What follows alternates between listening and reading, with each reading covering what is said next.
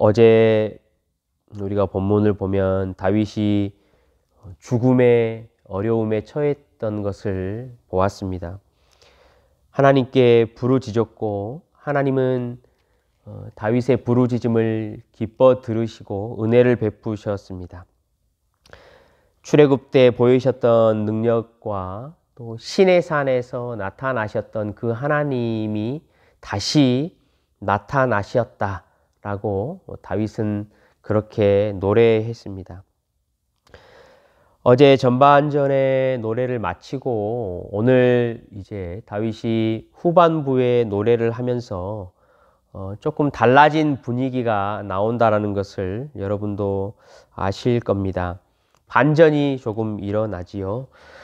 하나님께서 다스리는 나라에 어떠한 또 추가적인 삶의 또 원리가 있는지, 또 우리에게 어떠한 가르침을 또 다윗을 통하여 주시는지 잠시 오늘 말씀을 한번 좀 보겠습니다.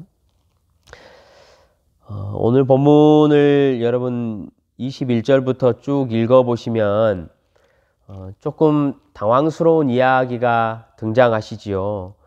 어제까지만 해도 다윗이 자신이 구원받은 것이 하나님의 전적인 은혜다라고 노래를 했는데 오늘 21절부터 쭉 여러분 28절까지의 내용을 보면 이렇게 다윗이 말합니다. 하나님께서 자신을 구원하시고 자신의 대적들을 없애버리신 것은 자기의 공의 때문이다 라고 말을 합니다. 내 손이 깨끗했기 때문이다 라고 말을 하고요. 자신이 하나님의 도를 지켰기 때문이다. 내가 하나님 앞에서 완전했기 때문이다 라고 말을 합니다. 26절에서 28절에도 보면 이게 주어가 좀 바뀌어서 순서가 나오는 것 같지요. 하나님이 자비하심을 보이시면 그 은혜로 말미암아 내가 자비롭다 이렇게 표현이 돼야 원래 우리 맞잖아요. 근데 26절부터도 보면 하나님을 또 반대적으로 다윗이 만난 것 같아요. 자비한 자에게 하나님이 자비를 보이시고 완전한 자에게 주의 완전을 보이시고 마치 우리에게 이 모든 것들이 달려있는 것처럼 노래를 합니다. 이게 도대체 무슨 말일까? 왜 다윗은 갑자기 구원과 승리의 원인을 자기 행위에 돌리는 것처럼 또 노래를 할까? 조금 궁금하기는 합니다. 그런데 우리가 다윗의 이 마음을 조금 더 살펴보면 좋을 것 같아요. 여러분 31절을 한번 보시면요. 다윗이 이제 자신이 어떠한 마음을 가지고 있었는지 우리에게 좀 비추어 줍니다. 31절 하나님의 도는 완전하고 여호와의 말씀은 진실하니 그는 자기에게 피하는 모든 자에게 방패시로다 라고 이야기를 하잖아요. 그러니까 다윗은요 지금 하나님께 자기가 피한 것을 이야기하고 싶은 거예요. 하나님의 도가 완전하다라고 표현을 해요. 이 쉽게 표현하면 뭐냐면 하나님께서 하시는 방법, 하나님께서 가르치시는 길, 하나님이 다스리시는 이러한 원리들, 이러한 것들이 자기에게는 완전한 거예요. 그리고 하나님의 말씀이 진리라는 것을 자기가 확신하고 있었던 거죠.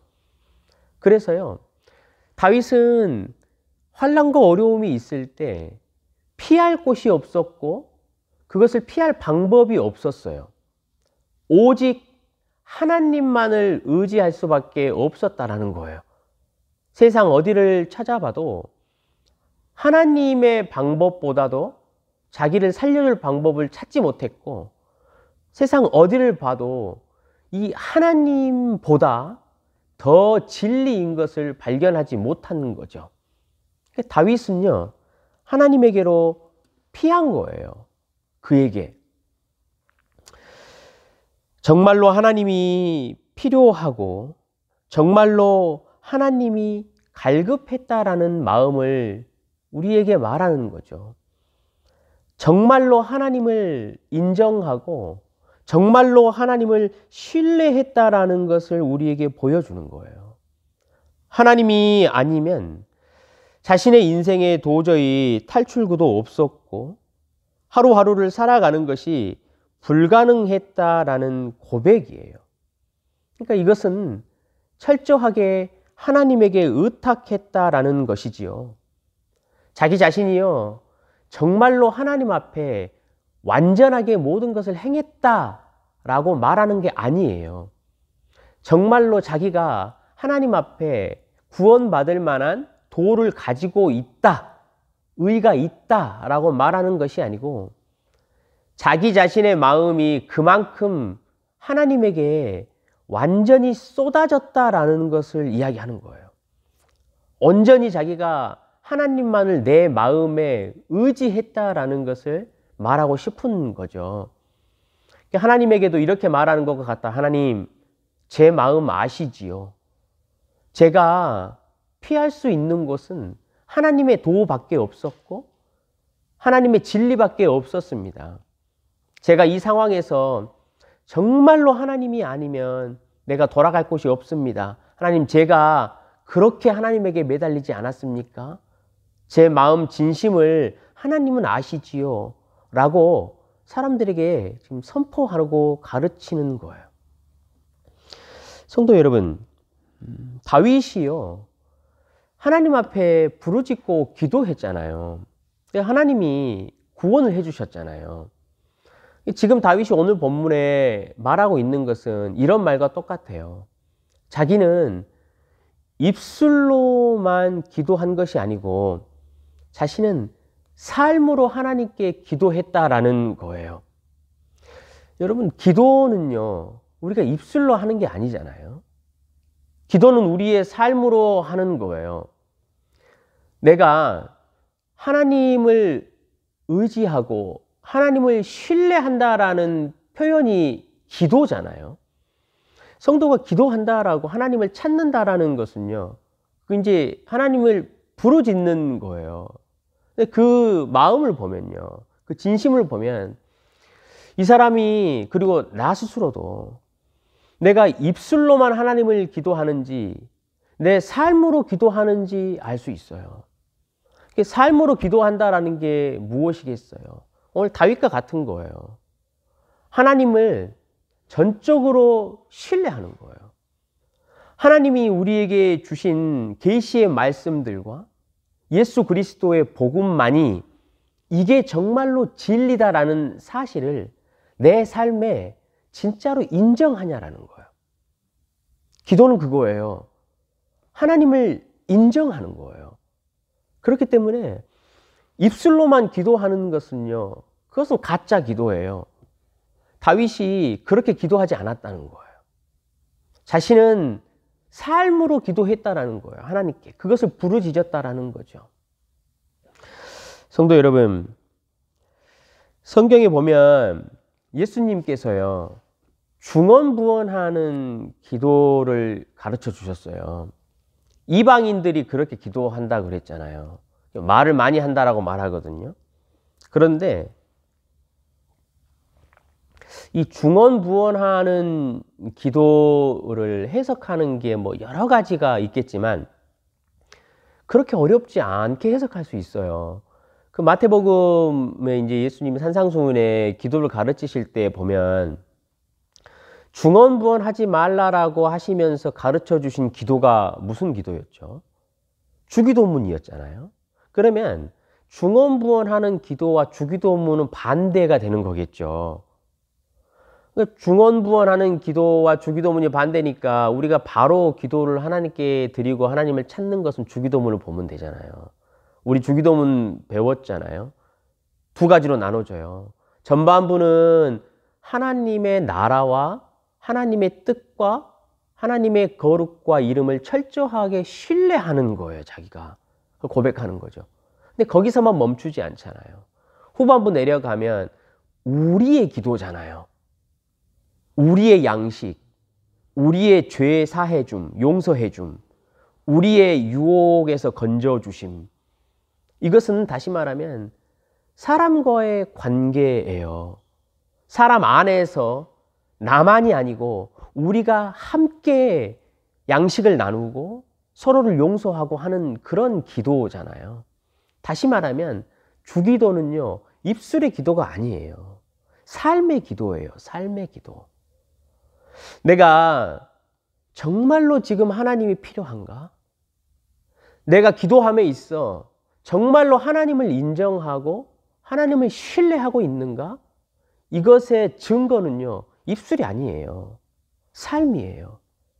내 삶이 하나님의 도와 하나님의 의와 하나님의 진리를 따르고 있지 않잖아요. 그러면 그 사람은 입술로 아무리 기도를 해도요, 그것은 하나님이 듣지 않는 기도예요. 중언부언하는 기도예요. 왜냐하면 자신의 삶에 진짜로 다윗처럼 하나님의 도와 하나님의 진리가 참이다 라고 인정하지 않기 때문에 그러는 거예요. 다시 우리가 이 다윗의 오늘 앞부분의 내용을 이렇게 정리를 해보면 다윗이 어떤 마음이었는지 알 수 있잖아요.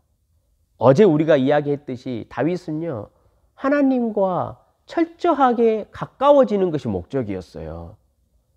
하나님과 동행하고 하나님과 친밀함을 갖고 하나님 앞에 자신의 인생을 꿀려서 복종시키는 것이 목적이었어요.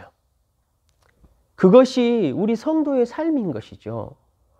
오늘 전반부에 다윗이 자신의 의를 자랑하는 것이 아니고 자신은 내 중심에 하나님을 참으로 섬기고 예배했다라는 것을 말하는 거죠. 이제 이러한 다윗의 이 하나님의 경험함이 끝나고 나면요, 이 다윗에게 반전이 펼쳐져요. 하나님 앞에 순복하고 하나님과의 연합을 가장 중요하게 생각한 다윗에게 은혜가 내렸잖아요. 하나님이 은혜를 주셨거든요. 그래서요, 바뀌는 게 뭐냐면 도망하고 두려워했던 다윗이었잖아요. 그런데 오늘 34절에서부터 30 밑에 7절로 내용을 쭉 여러분 읽어보시면요, 다윗이 변화돼요. 그러니까 다시 말하면 하나님께서 다윗을 용사처럼 준비시키는 모습을 볼 수 있어요. 아마 우리가 사무엘하 이야기를 나눴을 때 보셨겠지만 다윗이 사울에게 도망 다니다가 이제 전세가 역전되었던 곳이 나오잖아요. 이제 사울에게 오히려 들어가서 사울을 이렇게 살려내주는 믿음의 여유를 보이잖아요. 그때를 다윗이 아마 기억하고 있을 거예요. 하나님이 자기를 은혜를 주셔서 준비시켰다라는 거예요. 이렇게 보시면요, 암사슴 발같이 자기를 하나님께서 해주셨다. 내 손을 가르쳐 주셔가지고 놋화를 당기는 것도 쏠 수 있게 되었다. 하나님이 나에게 방패를 쥐어주셨고 하나님이 나에게 온유함을 주셨고 하나님이 나에게 걸음을 넓게 하시고 내 발걸음이 미끄러지지 않게 하셨다라고 다윗이 이제 표현을 해요. 그러니까 자기가 이제 더 이상은 도망 다니지 않는데요. 이제 더 이상은 두려워하지 않는데요. 그러고 나서요, 다윗이 이렇게 준비된 이후에 38절부터 40절 그리고 43절에 보면 이것도 다윗이 아주 용감하게 표현을 하지요. 38절부터 여러분 한번 보세요. 내가 원수를 뒤쫓아 멸했다. 내가 진멸해 버렸다. 내가 그들을 부스러뜨려 버렸다. 내 발 앞에 다 쓰러졌다 라고 이야기를 해요. 물론 하나님이 다윗을 도와주셨다라는 걸 다윗은 너무나 잘 알고 있지만 자신이 얼마나 하나님 앞에 변화되었는지를 또 노래하잖아요. 자기가 했대요. 하나님이 은혜를 주셔서 자기가 담대함을 가지고 자기가 용기를 가지고 원수를 뒤쫓아갔대요. 그래서 싸웠대요. 다윗이 그러고 나서요, 어떻게 오늘 찬양을 마무리하냐면 이렇게 마무리하지요. 모든 민족 중에 주의 이름이 찬양을 받으십시오 라고 말을 해요. 그게 다윗을 강하게 하신 목적이었어요. 다윗을 준비시키고 은혜를 주시고 다윗에게 나아가서 싸우게 하셨던 목적, 구원의 방패이신, 구원의 반석이신 하나님의 이름을 높이게 한 거예요. 결국은 하나님의 영광이 나타내기 위한 것이다라는 것을 우리는 볼 수 있죠. 성도 여러분, 오늘 다윗의 이 찬양과 다윗의 인생을 이렇게 쭉 돌아보면 우리가 생각나는 게 한 가지가 있어요. 그게 뭐죠? 예수님의 삶이에요. 하나님 나라의 삶이에요. 이 나라가 어떻게 이루어지고 예수님께서 왜 이 땅에 오셨는지, 예수님이 왜 고난을 받으시고 도망 다니실 수밖에 없었는지, 왜 그분이 십자가에 죽으시고 왜 그분이 부활하셨는지 그 이유를 우리에게 가르쳐줘요. 우리에게 그 목적을 말해주는 거예요. 여러분, 간단해요. 하나님의 영광이에요. 하나님이 영광 받으시는 것이 목적이에요. 은혜는요, 그리고 하나님의 나라는요, 우리가 항상 이야기 나누듯이 역동성이 있어요. 생명이기 때문에 그래요.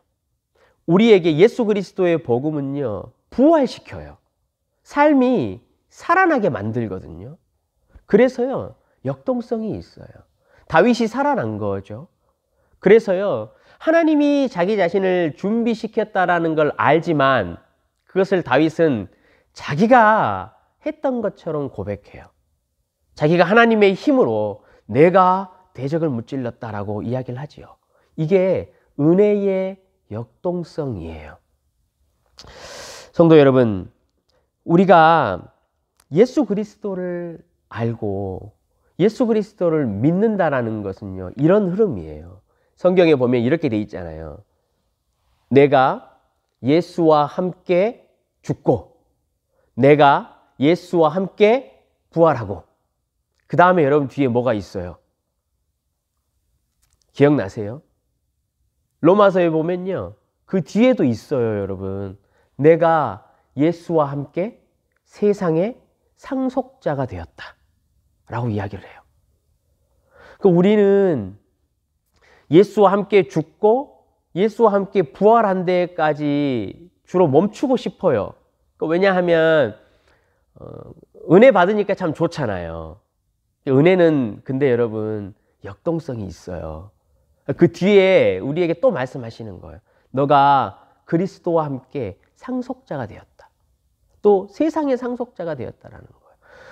이제 우리가 하나님의 나라의 완전한 구원을 받을 거예요.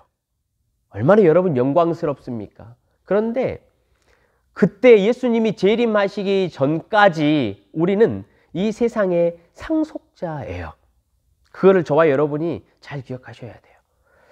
이 세상의 상속자다라는 말이 여러분 어렵잖아요. 이게 잘 몸에 와닿지 않아요. 그런데 우리가 좀 쉽게 생각하면요, 성도의 존재가 어떤 존재인지 이 상속자라는 거를 알 수 있어요. 여러분, 세상에 이렇게 자기 아버지에게 자기 사업체를 상속받은 사람 있잖아요. 그 사람을 한번 생각해 보세요. 기업체를 상속받았어요. 그러면 그 사람이, 그 아들이 기업체를 어떻게 운영하나요? 아버지의 철학을 철저하게 이어받죠. 올바른 상속자라면 그래요. 망나니 아들이면 그렇게 할 수 없겠지만, 올바른 상속자라면요, 그 기업체를 하나님의 아버지의 철학을 가지고 운행해요. 그리고 그 기업체에 있는 모든 직원들을 자기 가족처럼 자기가 책임져야 할 존재들처럼 생각해요. 그래서 함께 수익을 내고 그 수익을 함께 나누잖아요. 그러면 그 안에 또 기업체 안에 발생되는 모든 어려움들과 혹은 잘못된 것들 때문에 그 직원들이 고통을 당하고 재해를 당하면 바른 상속자라면 그걸 책임지고 회복시키는 일을 한단 말이에요. 이 마음속에 진짜 상속자는 그런 거예요. 여러분, 예수가 죽으셨어요. 엄청난 값이 치러진 거잖아요. 그러면서 우리에게 이 세상을 상속해 주셨어요. 맡겨 주신 거예요. 이 땅에 우리가 있는 동안에. 이 하나님의 나라를 이 땅에 하나님께서 만드시고 저와 여러분에게 상속을 주신 거예요. 그렇다면 우리는 이 세상을 바라볼 때 완전히 달라지는 거예요. 일반 사람들은 이것을 어떻게든지 이용해 가지고 내가 좀 빼먹고 이것을 착취하고 이것을 가지고 나의 유익을 누릴까 자기 이기적으로 살아가죠. 그러나 교회와 성도는 그렇지 않지요. 상속자잖아요. 이게 하나님의 나라고 하나님이 나에게 맡겨주신 거기 때문에 하나님의 철학을 가지고 우리는 책임감 있게 살아가는 거예요. 이 땅에 존재하는 모든 사람들이 우리의 직원이라 마찬가지인 거죠. 고통이 있고 아픔이 있는 곳에 우리는 그것에 책임감을 가지고 그들을 보호해야 하는 거예요. 그들에게 생명을 전하고 복음을 전하는 거예요. 함께 나누고 함께 기뻐하는 그것이 이 세상을 상속받은 우리의 모습이라는 거예요. 성도 여러분, 오늘 다윗에게 하나님이 그렇게 보여주셨잖아요. 준비시키셨어요. 다윗을. 우리도 마찬가지거든요. 성령께서 오늘도 저와 여러분을 준비시키셔요. 왜냐니까 엄청난 값을 치러 주셨어요. 잘 훈련시키라고 우리에게 예수라는 값을 치렀기 때문에 성령께서 저와 여러분을 준비시키실 때 절대로 대충 준비시키실 수 없어요. 대충 준비시키지 않으시거든요. 저와 여러분의 발을 암사슴같이 날래게 하셔요. 저와 여러분의 마음을 온유하게 만드셔요. 다윗에게 했던 것처럼 우리의 발걸음을 넓히셔요. 저와 여러분의 발걸음이 미끄러지지 않도록 오늘 성령께서 반드시 준비시키신다라는 거예요. 왜냐하면 저와 여러분은 세상의 상속자이기 때문에 오늘도 나가셔서 세상을 책임져야 하잖아요. 여러분 직장에서 혹은 가정에서 거기에서 그들을 살려내고 복음을 전하고 혹 대적의 유혹이 있거든. 죄의 유혹이 있거든. 다윗처럼 화살을 쏘고 번개를 쏘고 기도함으로 그들을 돕고 회복시키는 일을 하는 것이 우리란 말이에요. 성도 여러분, 예수님의 핏값이 그처럼 고귀한 거예요. 우리가 날마다 값싼 은혜를 받은 것처럼 삶을 살아서는 안 되겠죠. 예수님의 핏값이 얼마나 고귀합니까? 우리가 그에 합당하게 오늘 하루 그 앞에 좀 섰으면 좋겠어요. 어제 저녁 시간 때 이제 저희 큰 아이가 이제 할로윈이라고 그래서 학교에서 이제 밴드 콘서트를 했어요. 거기 이제 초청을 받아서 아내하고 갔다 왔는데 너무 감동적이었어요. 아이들이 많잖아요. 근데 악기도 다 다르고 아이들 보니까 각 나라에서 이 캐나다 특징이 왔잖아요. 인종도 다 달라요. 그리고 자기들이 연주하는 노트의 길이도 다 달라요. 어떤 아이는 한쪽 저 구석에서 한 곡이 다 끝날 때까지 심벌만 한 2번 치는 아이도 있었어요. 그런데요, 그 아이들을 보니까 아이들이 너무 기쁜 거예요. 자기들끼리 이렇게 지휘자 선생님이 열심히 지휘하시잖아요. 그럼 그 지휘하시는 분을 봤다가 자기들끼리 이렇게 봤다가 서로 눈빛을 맞추면서 웃으면서 이렇게 막 함께 연주를 하는 모습이 너무 감동스러운 거예요.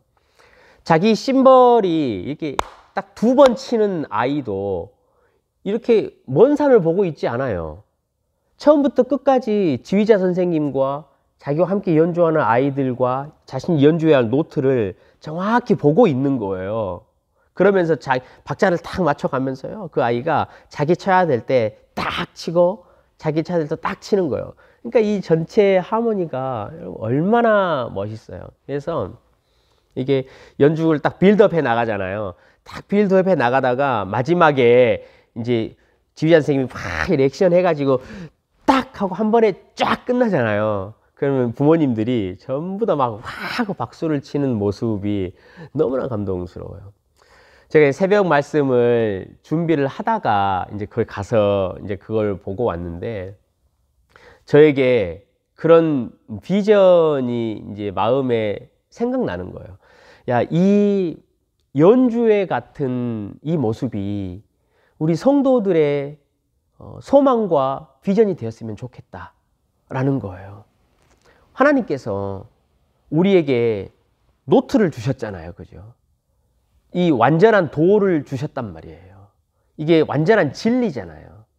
우리가 이것을 신뢰하고 노트를 보는 거예요. 그리고 각자의 맡은 악기가 있어요. 각자의 맡은 노트가 있고 자기가 기다려야 할 때가 있어요. 자기의 일이 아무리 작다고 해서 태만하지 않아요. 함께 기뻐하며 함께 즐거워하는 모습이 함께 만들어가는 거예요. 모든 인종이 다 있듯이 여러분 생각해 보세요. 하나님께서요, 지금 지휘를 하고 계셔요. 이 땅 가운데 교회를 세우시고 이 땅 가운데 성도를 세우시고 성령을 보내시고 그 성령으로 말미암아 교회와 성도들을 준비시켜요. 그 마음을 준비시키시면서 지휘를 하시는 거예요. 온 열방에 있는 교회와 성도들을 한 마음으로 한 뜻으로 지휘를 시키시는 거예요. 그래서 하나님의 영광이 이 땅 가운데 이를 때까지 그 절정으로 나아가시는 거예요. 딱 몰아치다가 마지막에 이제 예수님이 재림하실 때 이제 모든 것을 한 번에 마무리하시면서 모든 영광이 하나님께 돌아가는 거예요. 여러분, 우리는 지금 이런 시대를 소망하며 비전하며 오늘 하루를 살아가는 거예요. 그것을 위해서 우리에게 예수를 보내셨고 우리를 준비시키시는 거예요. 성도 여러분, 오늘 저와 여러분이 그 지위를 따라야 되는 거예요. 오늘 여러분 자리가 크든지 작든지, 여러분은 무슨 일을 맡았든지 그게 상관이 없어요. 보내주신 그 자리에서 오늘 여러분이 하나님의 지위에 따라서 하나님의 사랑을 노래하고 하나님의 복음을 노래하고 그 나라의 아름다움을 우리가 노래하고 사람을 살려내고 회복시키는 그런 저와 여러분이 되었으면 여러분 참 좋겠어요. 오늘 하나님께서 저와 여러분에게 그처럼 은혜를 주시고 그것을 통해서 그분이 영광 받게 되실 줄 믿습니다. 함께 그런 하루 승리하시길 부탁드립니다. 주님, 우리 선한 청지기들에게 하나님 나라의 비전과 소망을 허락하여 주시옵소서. 예수를 보내시고 우리를 부활에 이르게 하시었고 세상의 상속자로 허락하시었으니 우리 주님 다시 오셔서 영광 나타낼 때까지 하나님의 지위에 따라 온 열방이 각자의 노트와 각자의 삶과 함께 연합함으로 하나님을 찬양하고 사랑을 노래하고 세상을 책임지는 그런 우리 선한 청지기들 되도록 은혜 베풀어 주시옵소서. 감사드리며 예수 그리스도 이름으로 기도드리옵나이다.